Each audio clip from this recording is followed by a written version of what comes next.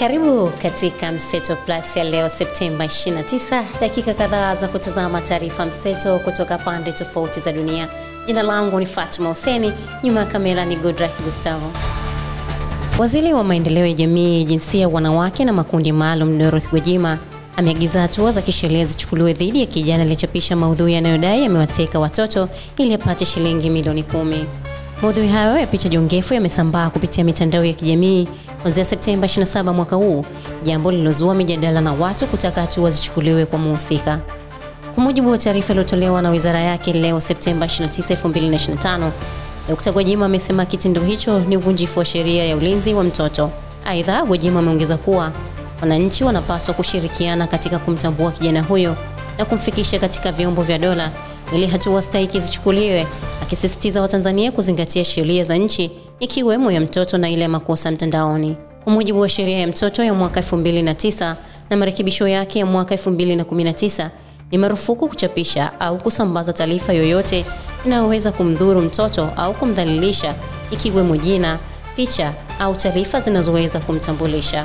Sheria hiyo inalenga kulinda haki, hadhi na ustawi wa kila mtoto dhidi ya aina zote za ukatili, unyanyasaji na matumizi mabaya, ikiwemo kwenye mitandao. Hata hivyo, marekebisho ya karibuni kupitia The Child Protection Law Act ya mwaka 2024 yameimarisha ulinzi huo na kuongeza vifungu vinavyoadhibu vikali vitendo vya udhalilishaji au matumizi holela ya mtoto katika maudhui ya kidijitali. Sanjali na hilo, Dr. Gwajima amewaonya wazazi na walezi kutokuwaruhusu watoto wao kutumika katika maudhui ya mitandao bila kibali cha kisheria, akisisitiza kuwa serikali itasita kuchukua hatua kwa yoyote atakayekiuka sheria za ulinzi wa mtoto. Hata hivyo, masaa machache baada ya taarifa Waziri Gwajima, mtuhumiwa amejitokeza hadharani kukiri kosa na kutakiwa kuripoti kwenye bodi ya filamu ili kusajili kazi zake. Idadi ya watu waliofariki dunia katika ajali iliyohusisha gari dogo aina ya Noah na lori mkoani Kilimanjaro imeongezeka na kufikia watu 6 baada ya mmoja wa majeruhi kuaga dunia akiwa hospitalini. Miongoni mwa waliopoteza maisha ni pamoja na Rebecca Talimo,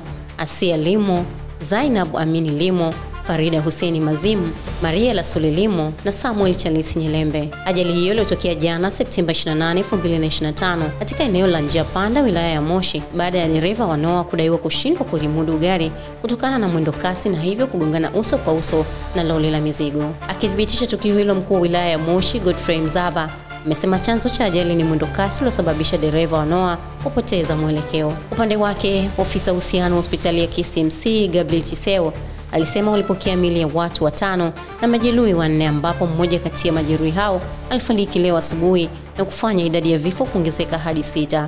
Aidha, majeruhi 3 waliokuwa wakipatiwa matibabu hospitalini hapo wamepona na kuruhusiwa kurejea nyumbani. Jumla ya miili 5 ambayo ilikuwa imepata ajali, lakini tumepokea majeruhi mmoja ambaye ni mtoto wa miezi 8, na kwa kuwa alikuwa ameumia sana tulimpeleka kwenye wodi yetu ya ICU uangalizi maalum, lakini baadaye akawa amefariki. Kwa hivyo imefanya jumla ya miili kufika 6, lakini tulipokea majeruhi wengine 3. Hawa majeruhi tuliwahudumia, lakini baadaye tukawa tumewaruhusu baada ya afya zao kuimarika.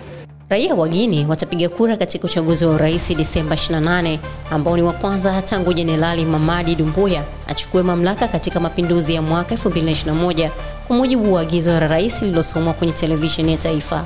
Hii ni hatua muhimu katika kurejea kutawala huo wa kiraia kwa nchi hiyo ya Afrika Magharibi. Tangazo hilo lilitolewa Jumamosi, siku moja baada ya mkuu mahakama kuidhinisha matokeo ya kura ya maoni iliyoidhinisha katiba mpya ambayo inaweza kumruhusu kiongozi wa mapinduzi Mamadi Doumbouya kugombea. Katiba mpya inaongeza muda wa urais kutoka miaka 5 hadi 7, inaruhusu kuchaguliwa tena, kuanzisha baraza la seneti lenye theluthi 1 ya wajumbe watakaoteuliwa na rais na kuunda mahakama maalum ya kuhukumu maafisa wakuu. Pia inatoa kinga kwa marais wa zamani na kwa mara ya kwanza inaruhusu wagombea binafsi kugombea. Hata hivyo, Mamadi Doumbouya, afisa wa jeshi la Guinea ambaye ameshikilia ikulu ya rais ya nchi hiyo tangu Septemba 5, 2021, ajitangaza kugombea uchaguzi wa rais wa Desemba. Mwisho wa Mseto Plus ya leo Septemba 29. Jina langu ni Fatuma Hussein, nyuma ya kamera ni Goodluck Gustavo. Tukutane tena wakati mwingine.